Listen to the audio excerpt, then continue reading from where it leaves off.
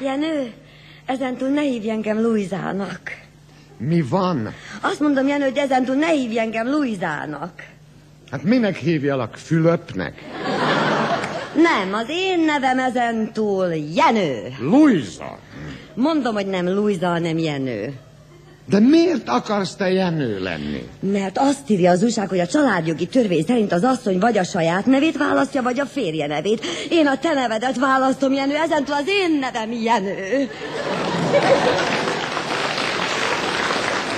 Luisa, ez a névhasználat a vezetéknévre vonatkozik. Hogy? Úgy, hogy te lehetsz Kovács Jenőné, úgy, mint eddig, vagy lehetsz Szabó Luisa. De ha akarod, kombinálhatod a kettőnk nevét. Mit csinálhatok? Kombinálhatod. Ne disznólkodj, Jenő.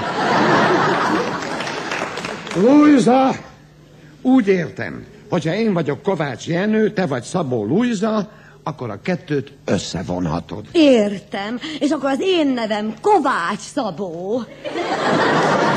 Nem! Hát akkor mi az én nevem? Jenő Luisa. Nem! Akkor a te neved Kovács Luisa. Értem, és akkor te neved Szabó Jenő. Nem! Ide figyelj, Luisa. Nem Luisa, Jenő. Ide figyelj, Jenő. Megörnyítesz! Nyugodj meg, Luisa. Nem nyugszom meg, Jenő. Nem. Hát nem érted, hogy a nőnek joga van megválasztani a saját nevét? Értem, akkor most mi legyek ezen túl? Ödön. Mondd, nem érted, hogy ez a névválasztás a vezeték nevekre vonatkozik? Ja, akkor tudod, mi leszek? Varga. Mi az a Varga? Vezetéknév, az új nevem Varga Ödön. Elég volt? Ha így folytatod, elválunk. Elválunk, még meg se házasodtunk. Hogy? De mi házasságunk nem érvényes, mert nem gondolkodtunk. Hát azt írja az újság, hogy az új törvény szerint házasság előtt 1 hónapig gondolkodni kell.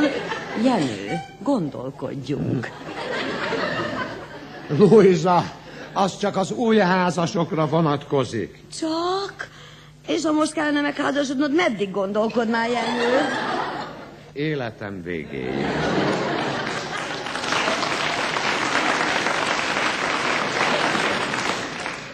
De ide figyelj, Luisa. Ha nem hagyod abba... Akkor elmegy a dzsungelbe. Hova? Azt írja az újság, hogy egy japán főhadnagy 30 évig bujkált a dzsungelben. Miért bujkált, Jenő? Mert nem akart beszélgetni a feleségével. Nem mond, és ki a felesége? Mona Lisa? Kicsoda? Mona Lisa az a japán nő, akit letartóztattak Tokióban. Mit beszélsz? Nem tudod, Jenő. Azt írja az újság, hogy Mona Lisát 20 rendőr őrzi Tokióban. Jenő, mit követett el az a japán nő? Semmit. És nem japán nő. Mona Lisa egy híres festvény, amelyet most kölcsönadtak Tokióba. A rendőröknek. Nem a rendőröknek, kiállításra. Akkor miért őrzik a rendőrök? Nehogy ellopják. Mostanában nagyon lopják a műkincseket. Meg elássák, ugye, Jenő? Honnan veszed, hogy elássák? Hát azt írja az újság, hogy a budai várban szobrokat találtak elásva. Luisa, hagyd már békén. Ezek ritka értékek. Ritka?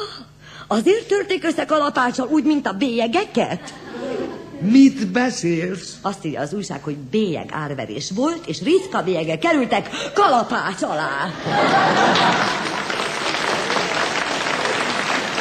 Luisa! Jenő, miért verik a bélyeget kalapáccsal? Hogy ráragadjon a borítékra. Luisa, elég volt, lefekszem. És mivel ébresztelek reggel? Vekkerrel vagy trabanttal?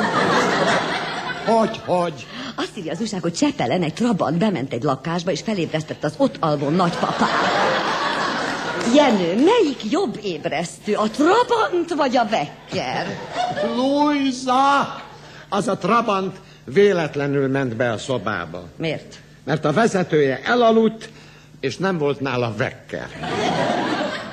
És mit szólsz hozzá, Jenő, milyen szépen szerepeltük a csomagolási világversenyen? Azt írja az újság, hogy a magyar szakemberek a barackpálinka dobozáért okkalevelet nyertek. Örvendek, És mondd, Jenő, ha így tudunk csomagolni, miért nem csomagolják be a kenyeret?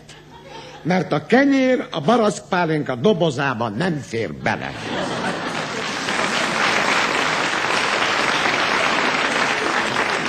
És mikor csomagolják be végre a kenyeret? Majd ha a barackpálinkán még több oklevelet nyernek, akkor a kenyeret is becsomagolják.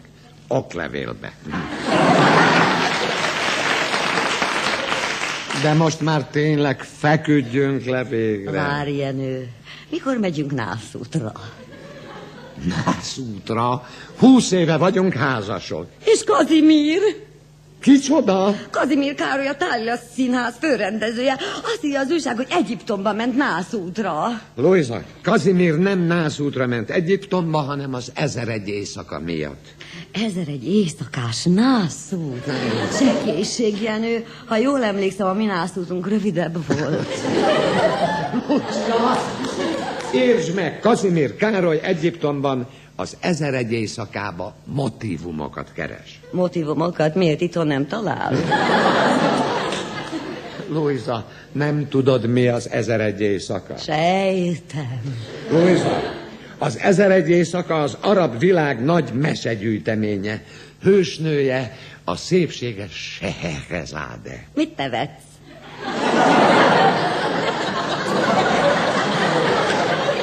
Én nem nevettem. Dehogy nem az a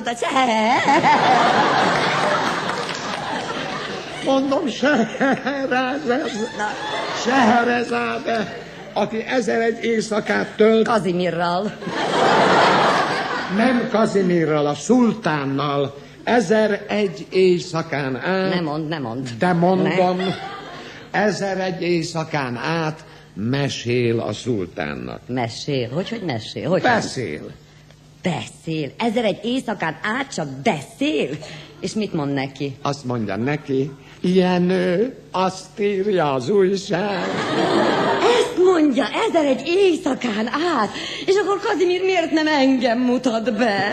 Mert attól fél, hogy akkor az nem 1001 éjszaka, hanem több ezer éjszaka lenne.